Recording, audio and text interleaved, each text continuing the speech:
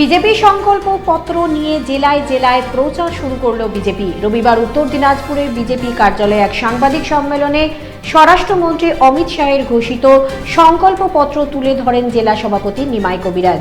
এই সম্মেলনে বিজেপির জেলা কার্যকর্তারা উপস্থিত ছিলেন।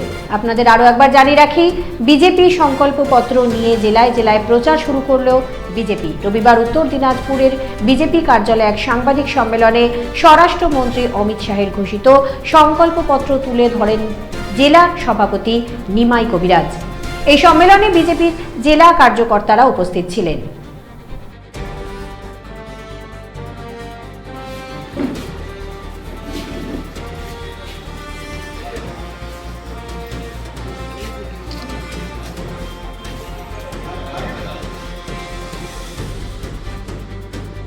আগামী বিধানসভা নির্বাচন সুস্থ এবং স্বাবলম্বী পশ্চিমবাংলা গড়ে তুলবার লক্ষ্যে 2026 সালের যে নির্বাচন, এই নির্বাচনে ভারতীয় জনতা পার্টি পশ্চিমবাংলায় সোনার বাংলা গড়ে তুলবার লক্ষ্যে কি করতে চায়, কি করলে সাধারণ মানুষের সার্বিক উন্নয়ন হবে, এই বিষয়গুলো ইস্তারের মধ্যে তুলে ধরেছে।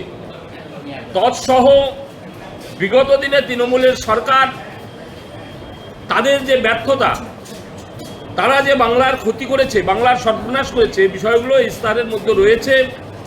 তাই আমি শুধু এইটুকু বলতে চাই যে আমরা ভারতীয় জনতা পার্টির পক্ষ থেকে পশ্চিমবাংলায় ক্ষমতায় আসার পর, ক্ষমতায় আসছে এটা নিশ্চিত, এবং ক্ষমতা আসার রূপরেখা তৈরি হয়ে গেছে। বাংলার মানুষ চাইছে তৃণমূলের সরকারের বিসর্জন হয়ে ভারতীয় জনতা পার্টির সরকার হোক, ভারতীয় জনতা পার্টির সরকারের মাধ্যমে সোনার বাংলা নির্মাণ হোক। এই উদ্দেশ্য নিয়ে যে কয়েক দফা এই ইস্তারপত্র বা সংকল্পপত্র, সেগুলো আমি আপনাদের সামনে তুলে ধরছি। নিম্ন মধ্যবিত্ত মহিলাদের মাসিক 3000 টাকা। আপনারা জানেন, আর্থিক, সামাজিক, শিক্ষা, সংস্কৃতি সমস্ত দিক থেকে পিছিয়ে পড়া আমার উত্তর দিনাজপুর জেলার মানুষ, আমরা উত্তরবঙ্গের মানুষ। বিশেষ করে মহিলারা, অর্ধেক মায়েরা ভোটাধিকার, অথচ আর্থিক, সামাজিক, শিক্ষা, সংস্কৃতি সমস্ত দিক থেকে আমরা পিছিয়ে রয়েছি।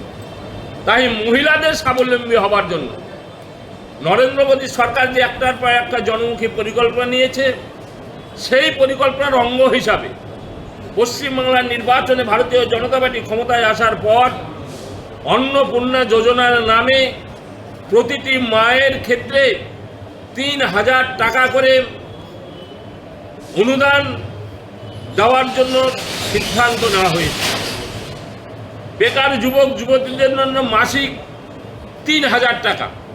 আপনারা জানেন, বেকার যুবকদের কোনো কর্মসংস্থান নেই, যে বেকার যুবক যুবতীরা দিশাহারা অবস্থায় রয়েছেন।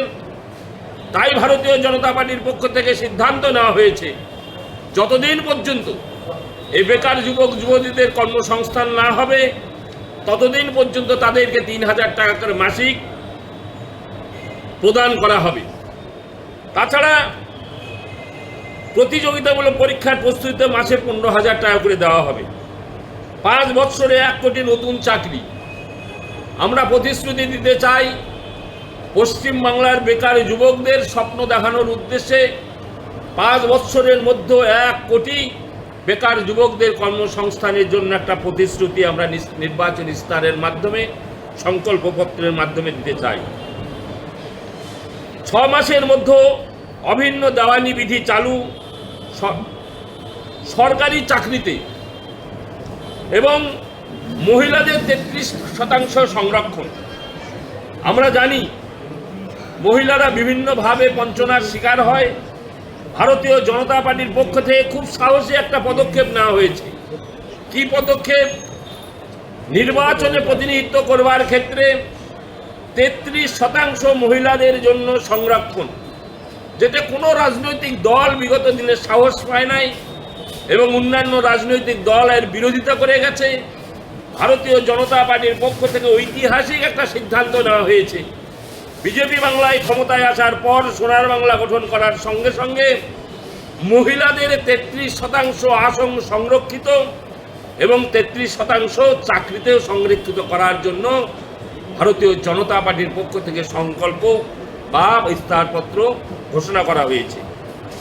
এছাড়া নারীদের নিরাপত্তার জন্য দুর্গা সুরক্ষা স্কোয়াড বানানো হবে, অন্তঃসত্ত্বা মায়েদের এককালীন 21,000 টাকা দেওয়া হবে, সরকারি কর্মী ও পেনশনভোগী